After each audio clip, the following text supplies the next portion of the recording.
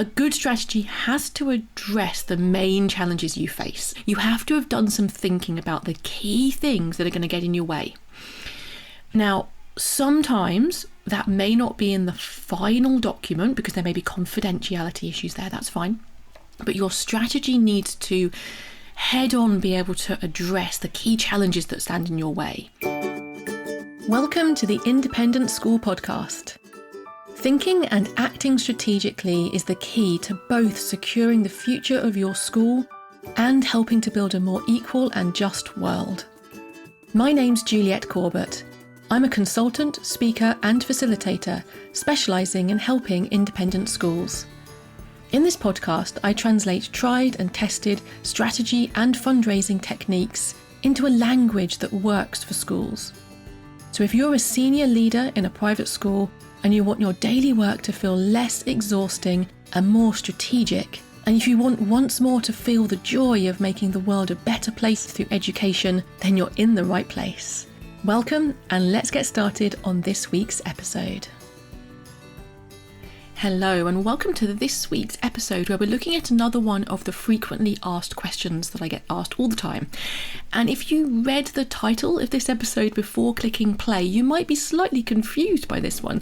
The question is, have I got a strategy? And I've even put an exclamation mark on the end of this question because when people ask me, they ask me in a slightly bemused way, have I got a strategy? I'm sure I have got a strategy, they'll tell me. I'm sure that I've communicated my strategy, and yet people are asking me, what's my strategy? And each time I tell them, they're asking me again, yeah, but what's your strategy? You need a strategy. We need a strategy. And the people that I then speak to are kind of confiding in me and saying, look, obviously something's gone awry here because I think that this document that I've been sharing is our strategy, and this could be at whole school level or at department level, and yet people are still asking me for the strategy, or they're telling me that they're not clear what that is. Something's gone wrong. Can you help me diagnose what it is? And when I talk to people one-to-one about this, we talk about obviously what's in the strategy that they think that they've created, and then I'm able to tell them whether or not, yes, it is a good, strong strategy, or whether parts of it might be missing. And also then talk about how they've communicated that strategy and involved others in developing it. Now, on a podcast, I'm slightly hampered by the fact that I don't know what your strategy is, but what I am able to do today, and what I'm really excited to be sharing with you today, is a little bit of a checklist that you can use just to check yourself as you're asking yourself, do I have a strategy? Use these list of questions that I'm going to be talking to you about today, and you'll be able to answer or not that question, whether you do have a strategy or not. And if people around you are still asking for a strategy when you have one, it's highly likely to be a communications and involvement issue. So we're going to talk about that briefly as well. Before we dive into the detail, I wanted to let you know about a free resource I've created to help you prepare your school for the coming economic impact of the invasion of Ukraine.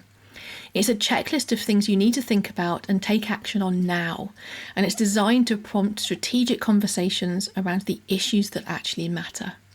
You can download your free copy at www.consultjuliette.co.uk/checklist. Okay, now let's continue with this week's episode. Okay, so first of all, I think we need to have a shared understanding of what we mean by strategy. Now, the academics define it in multiple different ways, in very long-winded definitions. I do have a definition I'm going to share with you, but it doesn't necessarily present us with complete clarity. But the working definition that I tend to use is strategy is a collection of coherent decisions which determine the long-term direction and goals of an organisation. So let's just unpack that a little bit. And there are five elements that come through, some of them within this definition, some of them a little bit deeper, which you have to be able to tick off. It's almost like a checklist. If you have these 5 things in place, you're heading in the right direction. You've pretty much probably, hopefully, got a good strategy. So first of all, looking at that definition, strategy has to be about the long term. Good strategy takes a long-term view. So if in the strategy that you think you've created in your document, you think that you have presented with clarity where you want to end up, your long-term vision about what you want to achieve, That's a good start. And every strategy has to have that by definition. This is about long-term thinking. Secondly, a good strategy has to make tough choices about where to focus scarce resources. Now, this is one of the things that sometimes gets missed. You cannot do everything. So to achieve that long-term vision of what you're trying to deliver, you're going to have to make choices. And if your strategy doesn't make it clear what those choices are, I would say it's a good time to go back to that draft and have another go at it. Have some conversations with people to fully understand, what are you not doing? Because your strategy has to say what you are going to be doing, which means you have to be very, very clear on what you are not going to be doing. So where are you going to focus your scarce time and your money? If your strategy answers that question, tick, and you can move on. If not, go back to it and have another look, see what you can do to really finesse some of those focus and choices you're making in your strategy. Number 3, a good strategy has to address the main challenges you face. You have to have done some thinking about the key things that are going to get in your way.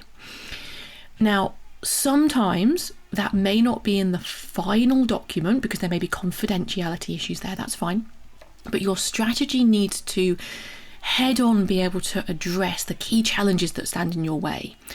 So if you have done that, tick, let's move on to the next one. So the 4th element is good strategy needs to be clear. So the outcome, your document, your strategic plan, your strategic document needs to be really clear to people. People need to be able to read it without really knowing a lot of other additional information and understand the core element of your strategy.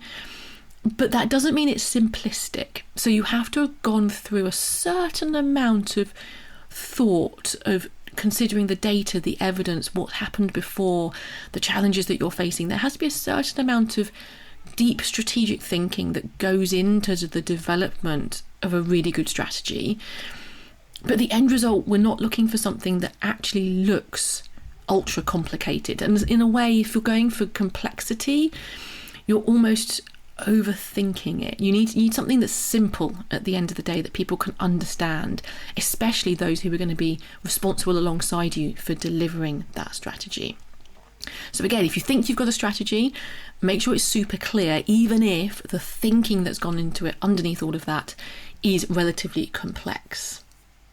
And then finally, a good strategy is more than just a strategic plan. So yes, you might have a document which says strategy or strategic plan or whatever it might be titled, but a good strategy needs to be involving people. It needs to be communicated to people. It needs to actually inspire people and encourage them to take day-to-day decisions that are in line with delivering that strategy.